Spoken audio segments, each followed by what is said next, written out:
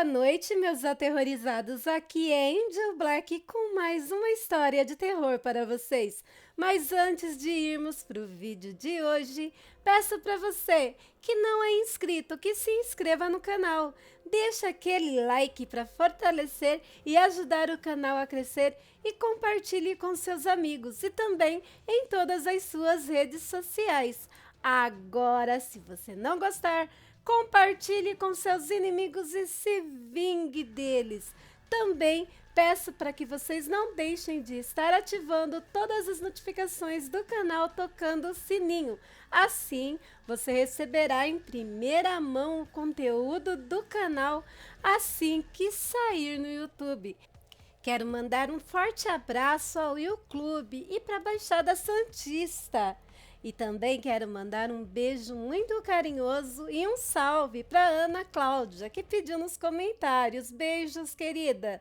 Também quero agradecer a todos vocês, meus inscritos, meus amores, que estão sempre aqui comigo, dando aquela força. E agora, sem mais delongas, vamos ao relato de hoje? Relato, conto ou história. Vocês decidem se acreditam ou não. Eu, Angel Black, acredito sim e muito no sobrenatural. Vamos lá? A história de hoje é Sonhos Destruídos por Causa de um Lobisomem. Saudações a todos do canal.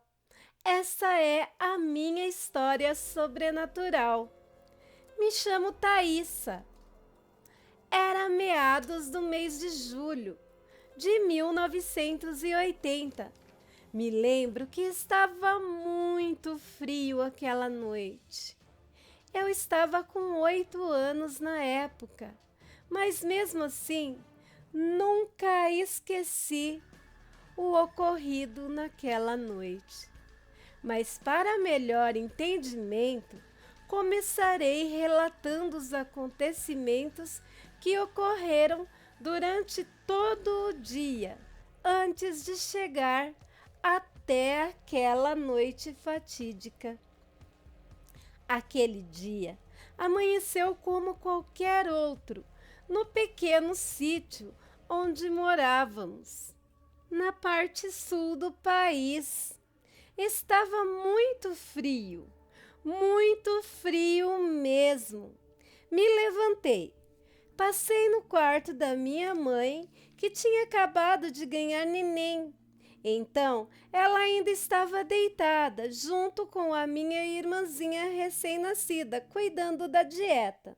Dei-lhe um beijinho. Minha mãe até disse para eu voltar para a cama, ou mesmo ficar deitada com ela na cama dela. Mas eu era muito espoleta. Bastava ouvir o barulho das vacas no curral, onde meu pai tirava leite, que eu já pulava da cama para ir ficar com ele. E nesse dia não foi diferente. Como dizia, dei um beijo na minha mãe e na minha irmãzinha e saí correndo em direção à porta da cozinha para ir no curral ficar com meu pai. Me lembro de ter visto a minha avó em pé ao lado do fogão a lenha. Gritei, benção, avó! E ela sorrindo disse, Deus te abençoe, Pimentinha. Era assim que todos me chamavam, pois eu era muito miudinha, de cabelos vermelhos enormes e esvoaçantes, e toda sardentinha, e muito serelepe também. Corri até o curral. Eu ficava no piquete, junto com os bezerros. Subia no cercadinho e ficava vendo meu pai tirar leite.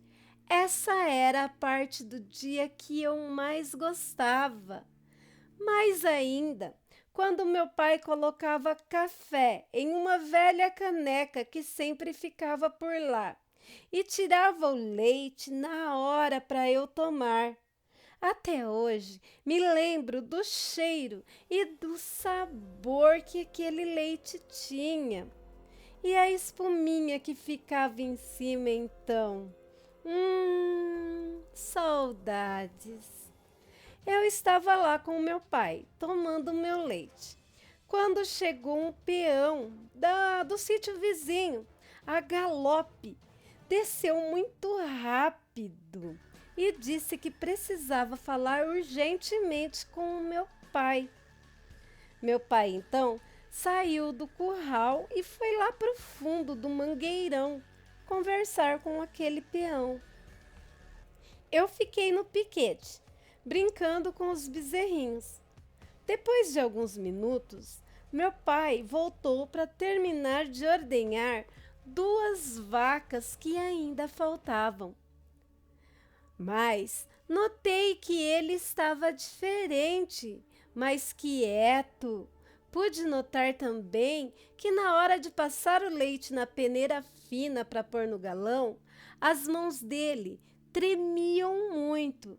Eu nunca tinha visto as mãos do meu pai tremerem, não daquele jeito. Eu sempre ia com ele levar o leite na porteira para entregar para o caminhão do laticínio, mas aquele dia ele não deixou eu ir. Disse que eu precisava ficar com a minha mãe e com minha avó cuidando da minha irmãzinha. Até a minha avó estranhou a atitude do meu pai, pois ele nunca me deixava. Mas ele apenas disse para ela: tranque bem a casa e não abra enquanto eu não voltar.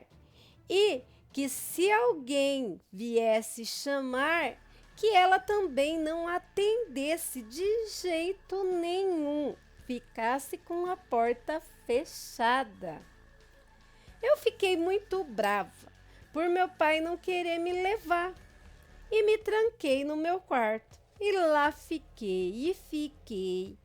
Minha mãe e minha avó não me deram a mínima, me deixaram lá.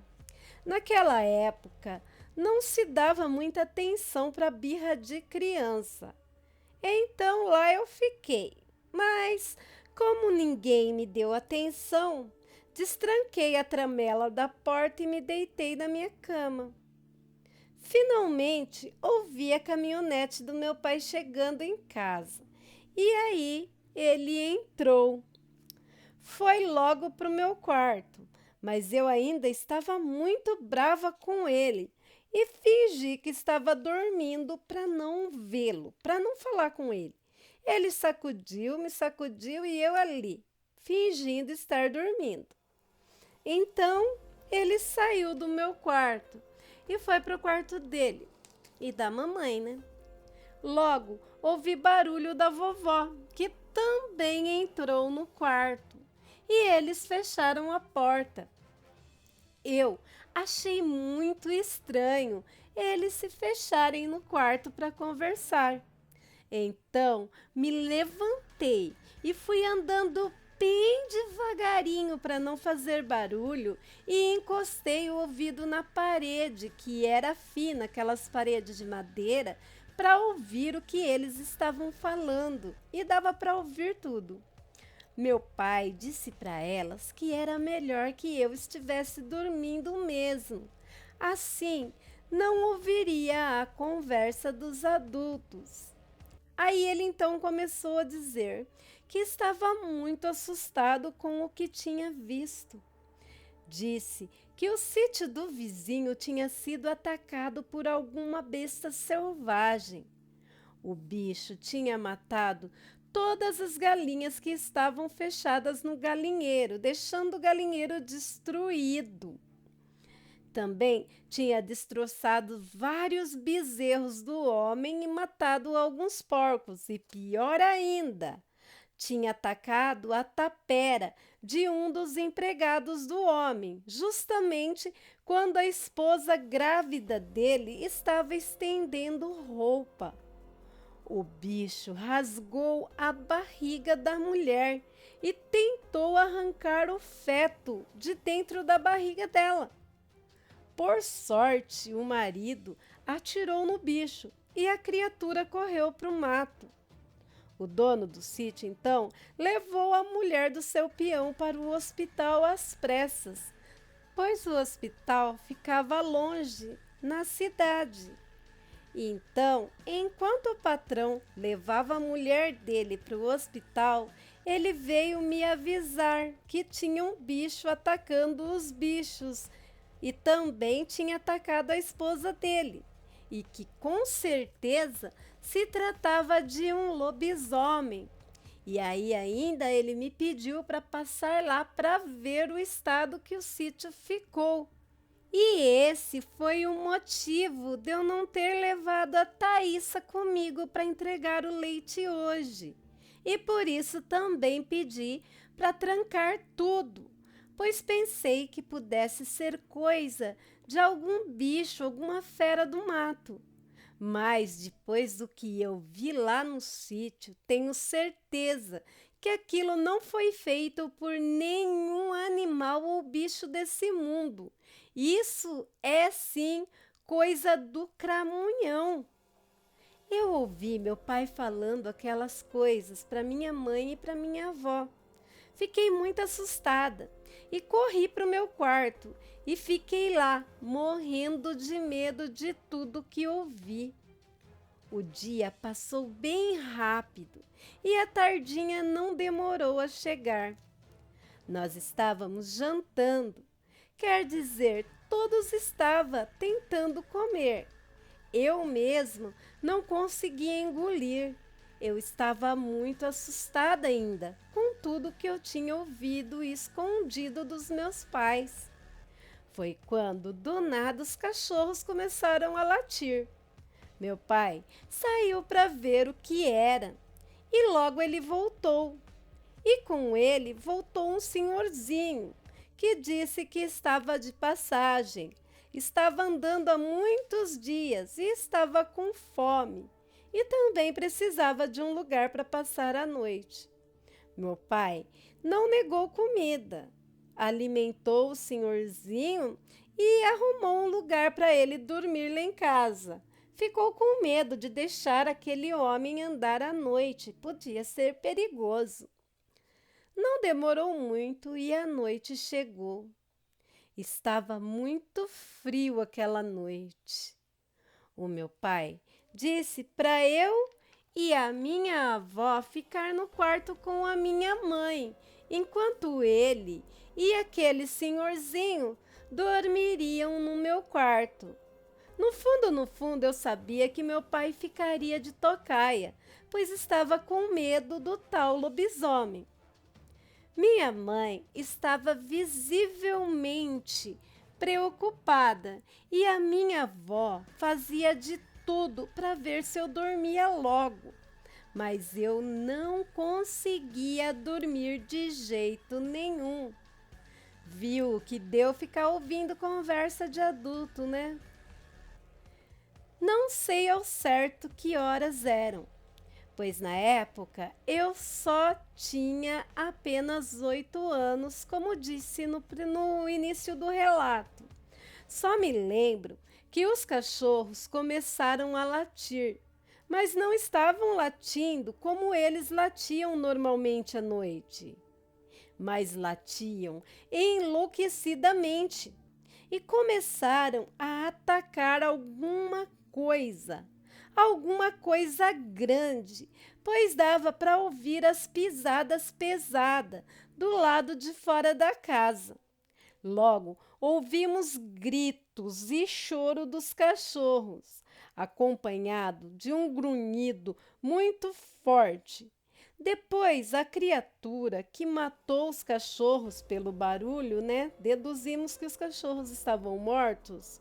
Começou a bater muito forte na janela do quarto onde estávamos. Instintivamente, minha avó correu para tentar segurar a janela, né? Que a tramela já estava saindo, o prego da tramela. Logo, meu pai também entrou no quarto e começou a ajudar a minha avó, com muito esforço, a segurar a janela. De repente, o bicho começou a fungar e parou de bater na janela. E começou a correr em volta da casa, rosnando e grunhindo. Depois começou as pancadas fortes na porta da cozinha. As paredes da casa, que eram de madeira fina, chegavam a balançar com as cacetadas. A porta estava quase cedendo e meu pai, então, descarregou todas as balas da arma na direção da porta. O bicho parou por um tempo de bater, mas não demorou muito. As pancadas começaram novamente e dessa vez com mais força, arrancando a tramela. Só ficou a tranca segurando a porta que balançava junto com a parede da casa. Minha mãe e a minha avó estavam rezando. E meu pai, como tinha acabado as balas do revólver, ficou em pé, de frente com a porta, segurando um facão de cortar cana na mão. Ninguém estava prestando atenção no senhorzinho que estava lá em casa. Foi quando eu olhei para ele e vi que o velho abriu a janela e estava saindo por ela.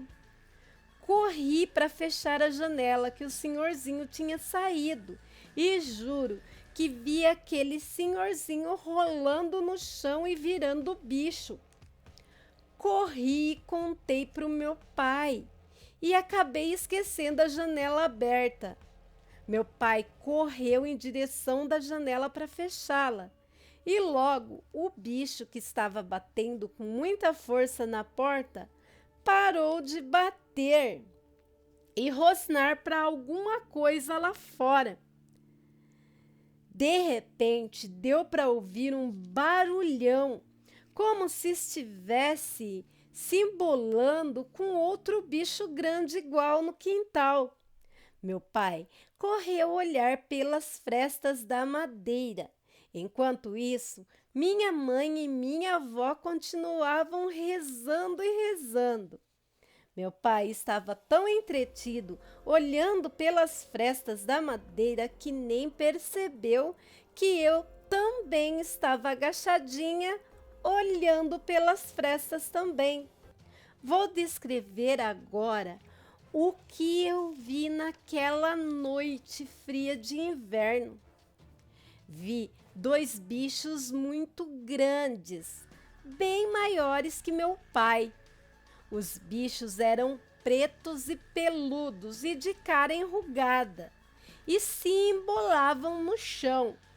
Não vi muito bem detalhes de tais criaturas, mas pelo que me lembro em minhas memórias de criança, é como se fossem 2 cachorros, daqueles pastores alemão, com corpo de homem, pois ficavam em pé como homens e brigavam igual a homens.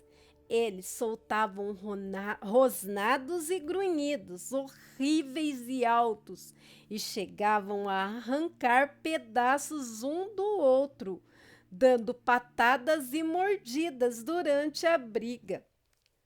Um tinha olhos vermelhos e o outro tinha olhos amarelos brilhantes.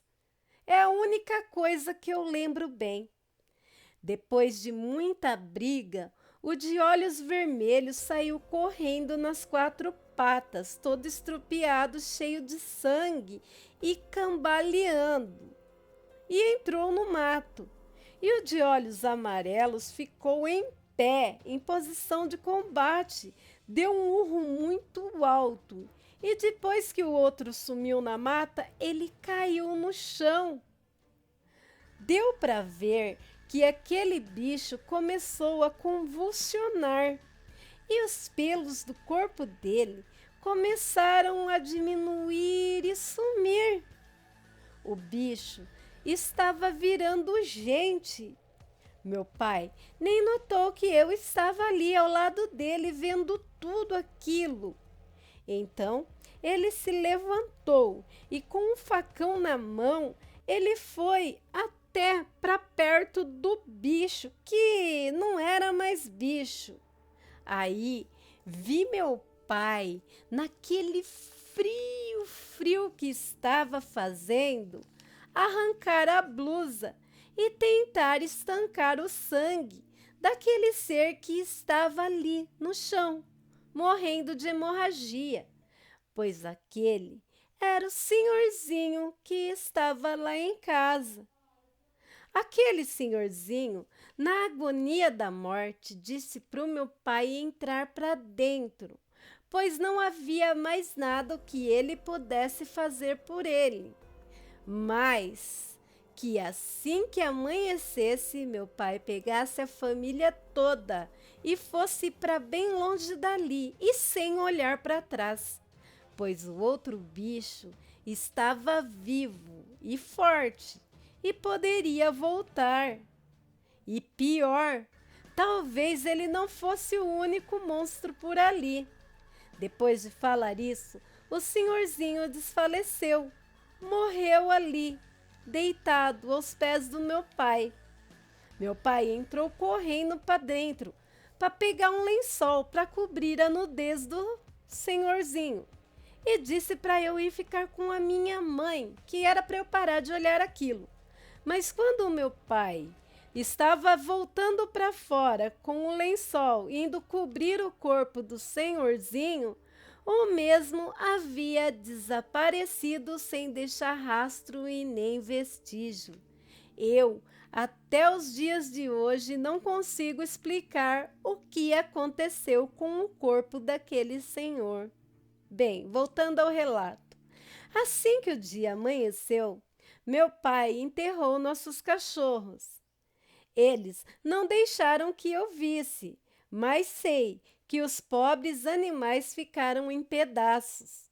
Meu pai pegou o que deu para pôr na caminhonete e fomos para casa de um tio que morava na capital.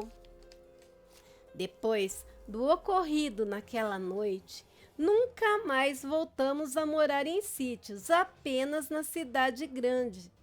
Não contamos essa história para ninguém de fora da família, para não parecermos malucos. Depois que o tempo passou, eu já estava casada, fui passear lá na região onde cresci. Fui ver a nossa casa. E a nossa casa estava abandonada e o mato tinha tomado conta. E o mesmo ocorreu com o sítio vizinho.